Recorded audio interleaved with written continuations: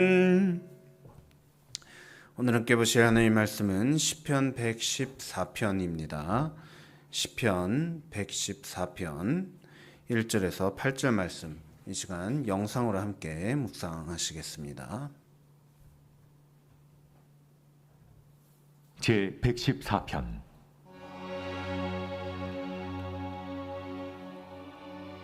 이스라엘이 애굽에서 나오며 야곱의 집안이 언어가 다른 민족에게서 나올 때 유다는 여호와의 성소가 되고 이스라엘은 그의 영토가 되었도다. 바다가 보고 도망하며 요단은 물러갔으니 산들은 순양들같이 뛰놀며 작은 산들은 어린 양들같이 뛰었도다.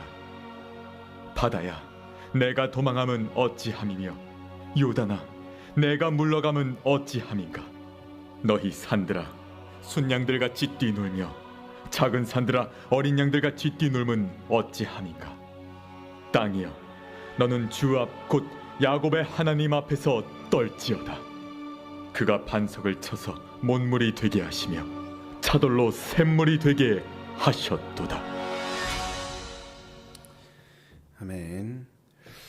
오늘도 말씀으로 우리 삶을 다스리시는 하나님, 우리 삶을 인도하시는 하나님을 발견하는 시간 되길 간절히 소원합니다.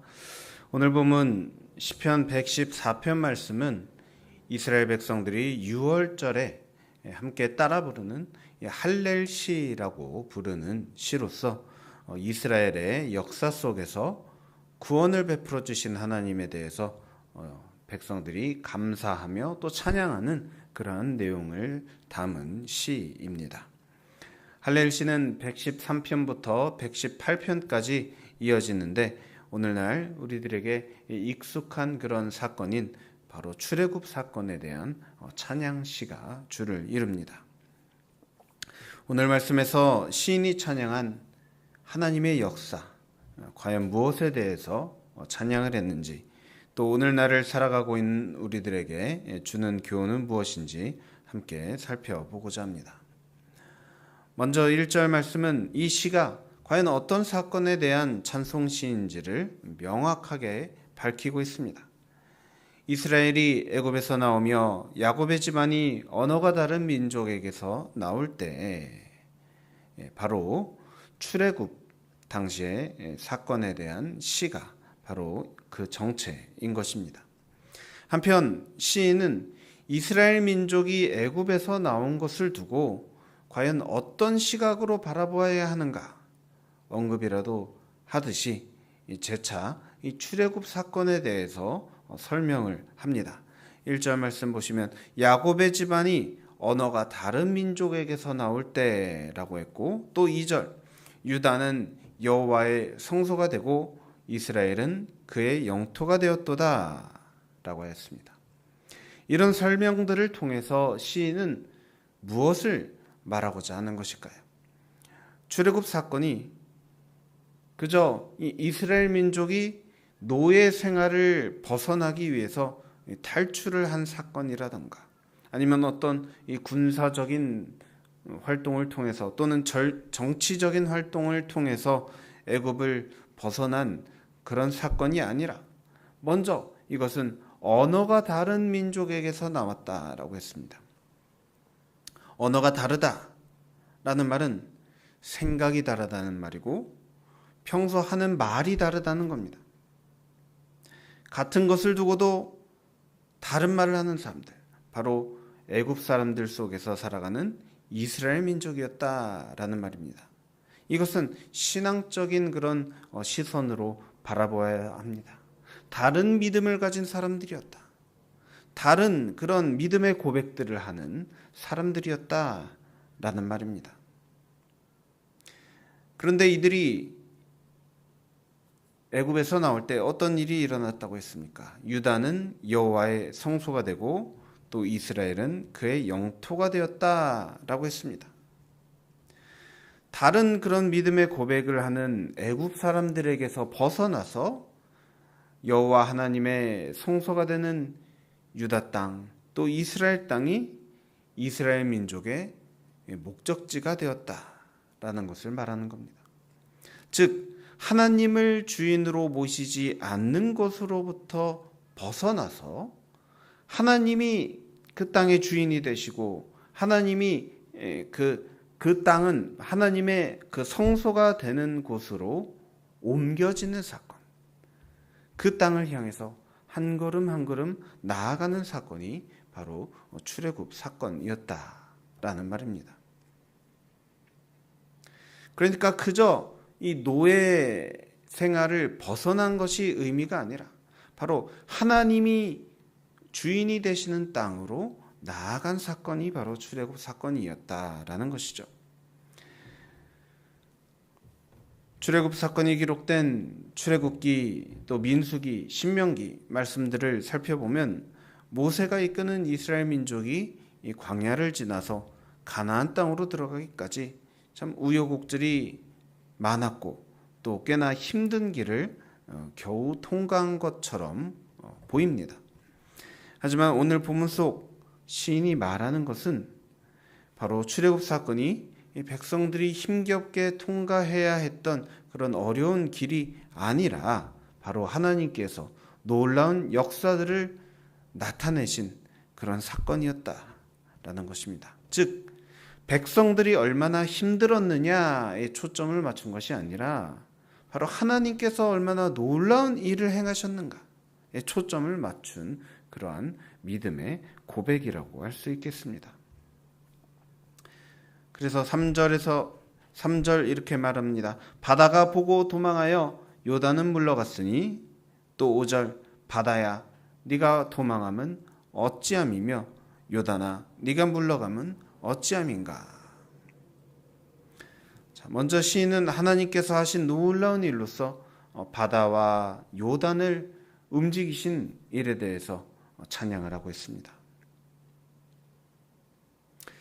우리가 바닷가에 나가서 바다를 바라보고 또 흐르는 강가에 가서 강을 바라보면 무엇을 깨닫습니까? 이 물이라 하는 것은 이 사람이 어찌할 수 있는 것이 아니라는 겁니다. 물론 강을 막아서 댐을 만들고 하는 등의 그런 일들을 할 수도 있겠지만 그것은 오랜 시간 많은 노동력이 투자되어야 겨우 이루어지는 일이지 하나님이 하신 것처럼 하루아침에 그저 명령만으로 이루어지는 일은 절대 아니라는 것이죠. 하나님이 행하신 역사를 이렇게 듣고서 이 출애굽 사건 이것을 훗날 이 이스라엘 백성들의 자손들이 들으며 아 그렇구나 하고 그냥 넘기기에는 이 홍해 바다를 가르신 일, 또 요단을 건너가게 하신 일, 이것은 실로 믿을 수 없는 믿기지 않는 그런 일입니다. 그래서 시인이 이처럼 바다를 바라보며 또 요단강을 바라보며 과연 그 일이 어떻게 일어날 수 있었단 말인가 이렇게 놀라워하면서 시를 쓰고 있는 것입니다. 또 훗날 또 예수님이 제자들과 함께 배를 타고 호수를 건너실 때 폭풍이 너무 심하게 부는 바람에 배가 다 잠기게 되자 예수님께서 명령만으로 물을 잠잠하게 하신 일이 있었습니다. 그때 제자들이 그것을 눈으로 보면서도 이것을 도저히 믿을 수 없다는 듯이 놀라워하기도 했습니다. 이처럼 이러한 물을 말씀으로 어떤 하루아침에 다스리는 것, 이것은 결코 있을 수 없는 일이라는 것을 우리 모두가 다 상식적으로 알고 있습니다. 이러한 일을 행한 것, 이러한 일을 행하신 것, 이것은 놀라워할 수밖에 없는 일이라는 그러한 고백을 시인이 하고 있는 것이고요. 또 8절 말씀에 계속해서 보면 그가 반석을 쳐서 못물이 되게 하시며 차돌로 샘물이 되게 하셨도다.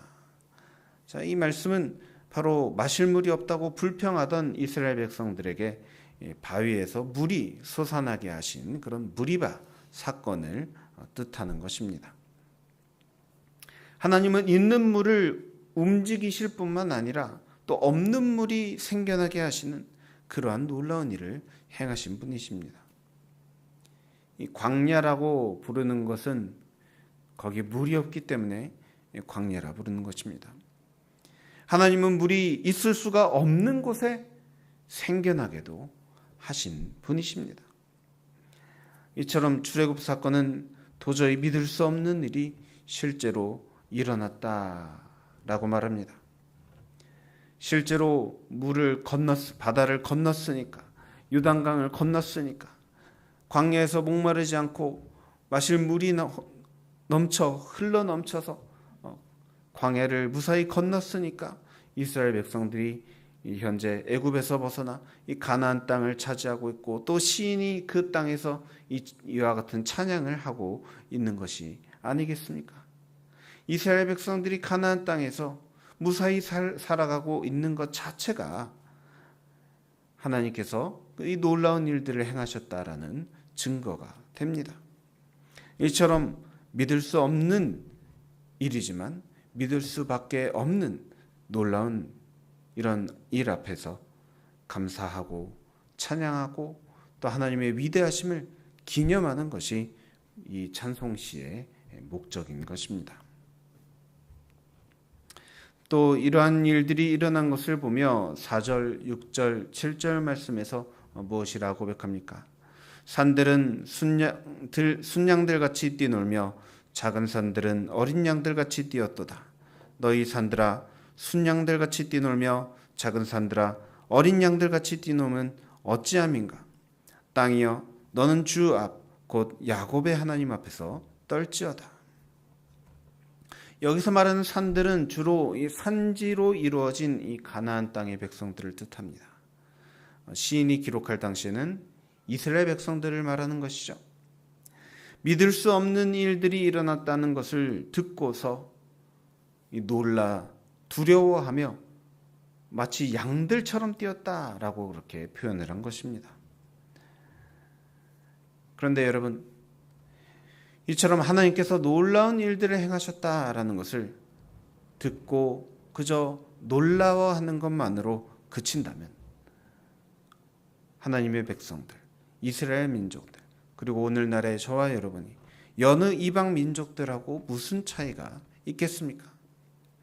당시 이 소식을 듣고서 애굽 사람들도 떨었을 것이고, 가나안 족속, 아말렉, 암몬, 모압, 에돔 이러한 여러 이방 민족들이 이 소식을 듣고서 다 떨었을 것입니다. 놀라워했을 것입니다.